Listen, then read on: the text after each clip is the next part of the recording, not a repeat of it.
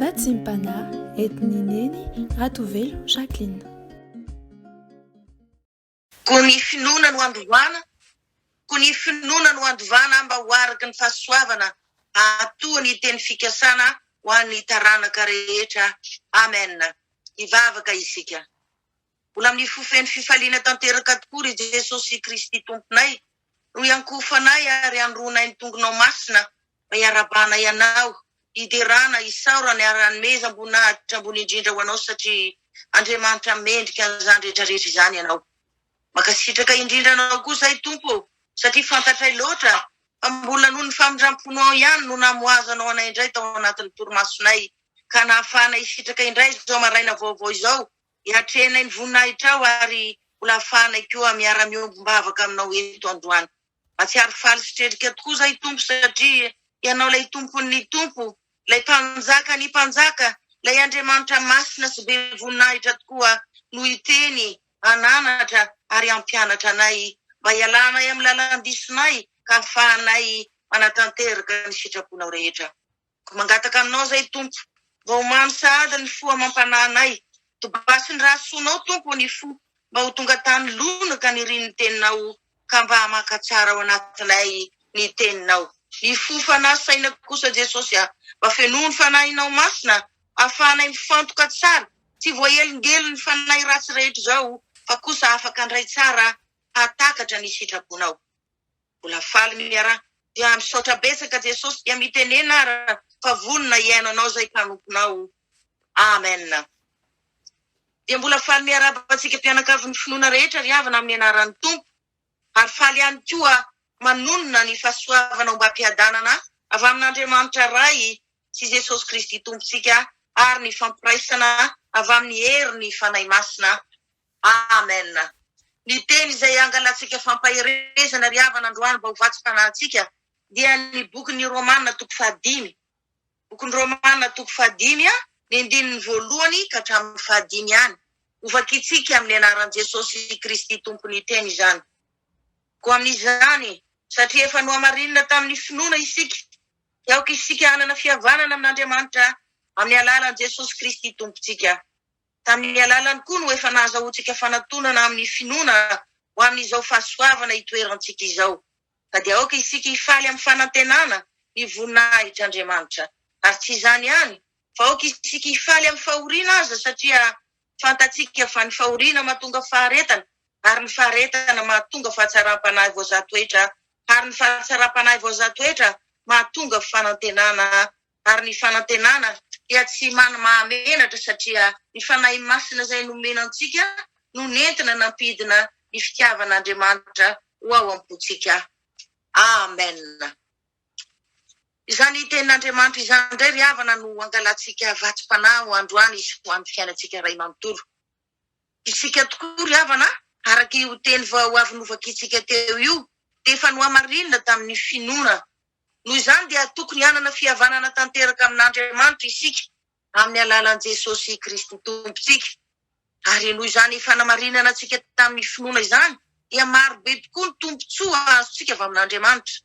Manana fiadanana eo amin'Andriamanitra isika, feno fitahiana sy fahasoavana ny fiainantsika. Manana fanantenana sy antoka tsara tokoa isika hiatrehantsika ny fiainantsika ray manontolo. Manana faharetana ihany koa isika amin'izay rehetra tao, ka tsy mora kivy. Mitombo fitiavana amin'Andriamanitra hatrany, ary tsy mitsahatra ihany koa mampitombo sy manamafy ny fifandraisantsika amin'Andriamanitra.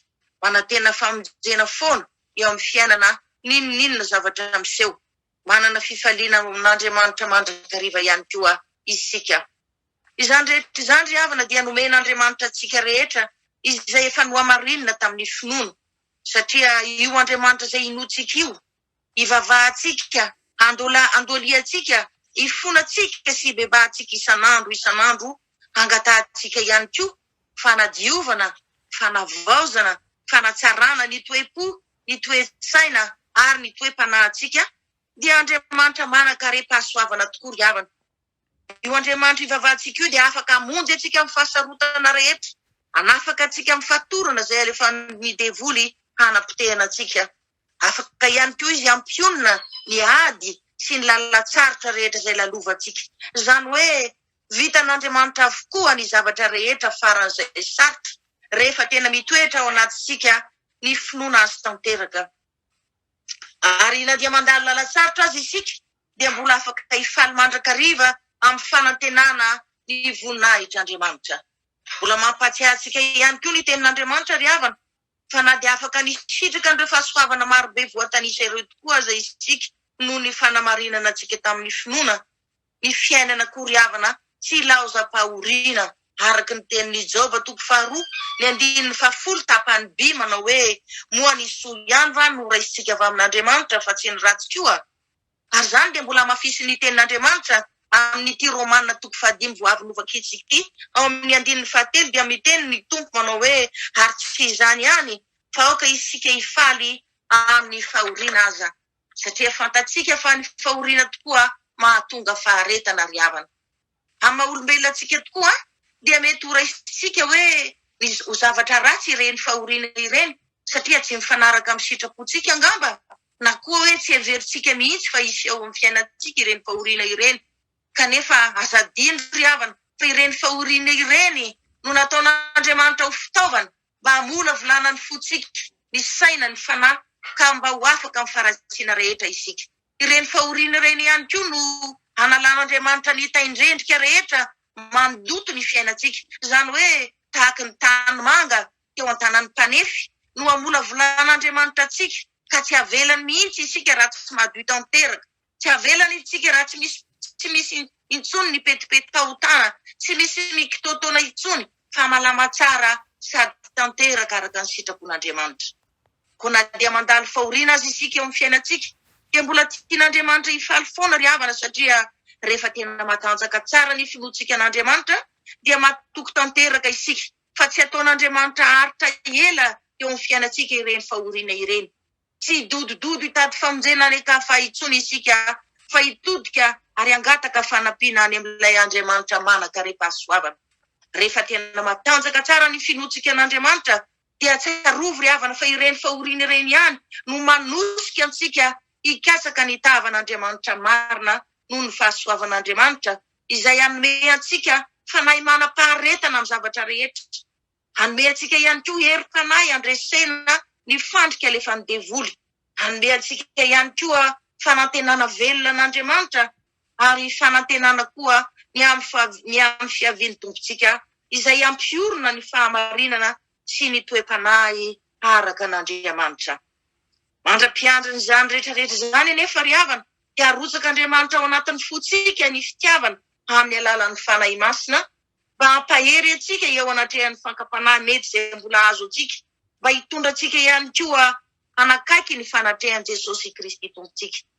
Mba ho fampaherezana ho antsika kristianina mpanara-dian'Andriamanitra rehetra ny fiainana mantsy ry havana tsy alana fahasarotana, ka raha tonga eo anatrehantsika ny fahoriana dia izao hoe aoka isika tsy hatahotra na hivadim-po na hierikerika fa samy teny am-pontsika fotsiny hoe Tompo, tonga indray ity ny fahoriana, fantatray mazava tsara fa te handrantsana faratsiana ao anatina indray ianao. Fantatray koa fa te hanavao anaty tsara ny toe-piainana indray ianao, satria efa fantatrao fa efa tena tombotra dia tombotra tokoa ny andronao, ka tsy misy tiana ho very izahay na dia iray aza fa samy tiana ho andova ny fanjakanao. Manaiky izahay Tompo, tena manaiky ampitiavana izahay mba ho diovinao, mba ho rantsananao tanteraka, mba hananana itoky sy fanantenana fa ho anisan'ireo mpiray lova amin'i Jesosy Kristy izay rehefa tonga ny andronao. Mankasitraka, mankatelina Tompo malalo, ny dera, ny laza, ny saotra ary ny voninahitra ambony indrindra efa anao zany taloha, volanao ankehitriny ary mbola atolotra eo anao amin'ny taona rehetra mandrakizay. Fa ny finoana kosa ny fitiavana anao Tompo, ny faharetana mba hampitomboy ao anatina tsirairay avy hahatanteranay ny sitraponao. Amen. Mbola hiondrika hivavaka isika. Faly sy ravy tokoa ny fonay Tompo malala, satria izay mpanomponao rehetra efa no hamarinanao tamin'ny finoana ka afaka mifamati-pihavanana tanteraka aminao tokoa. Afaka misitraka ihany koa ireo zavatra marobe izay menao anay ka tsy manan-java mahoro tokoa izay. Tsy naharitra teo anatrehanay nefa izany Jesosy, satria araka ny teninao tokoa hoe ety amin'izao tontolo izao no ahitanareo fahoriana ka raha vao nandalo teo amin'ny fiainanay ilay fahoriana Jesosy dia kivy sy ketraka an'izahay rakotry ny tahotra sy ny fanahina ny finoana kely tao anatinay dia resy izay Jesosy malalo ka tsy nanana fahatokinanao intsony, tsy nanana faharetana hivavaka sy fikitra aminao intsony, maty ilay fanantenana kely tao anatinay. Menatra sy mangay ahy izay Tompo satria androany dia nampafantarinao anay mazava tsara fa ireny fahoriana nasehonao teo amin'ny fiainanay ireny dia entinao anefenanay, hamola volananay, anrantsanana ny ireo karaza paharatsiana maro be ka tsy ahafahanay nanatanteraka ny sitraponao. Tena marina tokoa ny teninao Jesosy malala manao hoe ringana ny oloko noho ny tsy fisian'ny fahalalana satria tsy fantatray tokoa anie Jesosy fa kay ireny fahoriana niseho teo amin'ny fiainanay ireny, ka ireny dia tena nataonao fitaovam-pamonjena entinao anafahana ny faratsinay rehetra, entinao ihany koa amonjenanay mba hantovainay ny lanitrao. Ko mamindrafo aminay Jesosy malalo, mamelany elokay rehetra noho ny sy fahalalanay ary ny fahadalanay rehetra ihany koa. Azarina izay Jesosy eo, mavangio mandrakariva amin'ny alalan'ny fanahinao masina, mba hafantaranay mandrakariva ny sitraponao ka tsy halanay aminao izany mihitsy na rahoviana fa ifikitra atoky ny fitondranao hatrany hatrany izahay ka itenenanao aminay indray hoe ary toetra ao amin'ny zanak'Israely aho ka tsy hafoy ny Israely oloko. Amen. Raisoam-pinoana ny tso-dranomasina avy amin'Andriamanitra raitsika. Aza matahotra ianao fa mombanao aho ary aza mierikerika foana fa izaho no Andriamanitra ao. Mampahery anao aho sady mamonjy anao, eny mitantana anao amin'ny tanany ankavanany fahamarinako aho. Ho tanteraka tokoa anie izany amin'ny anaran'ny Ray, ny Zanaka ary ny Fanahy Masina. Aleluia. Amen.